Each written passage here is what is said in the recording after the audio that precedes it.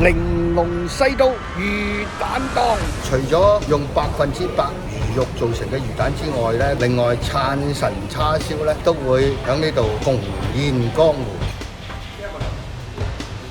燦神叉燒同一般上嘅叉燒呢有啲咩唔同呢？大家睇下先嚇。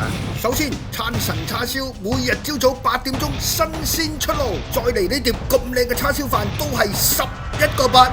就算係叉燒菜園雞雙拼飯都係18蚊嘅，配埋玲瓏西都嘅鮮辣醬嚟點雞，哎呀，唔食到舐舐脷都唔得啊！咁啊，要同大家講聲先嚇，年30、初1、初2都係休息嘅，初3呢就會開門營業啦。咁啊，平時呢，我哋而家暫時嘅營業時間呢都係上晝8點鐘到下晝4點鐘嘅啫。除咗年30、初1、初2之外呢，其他時間過嚟試啦。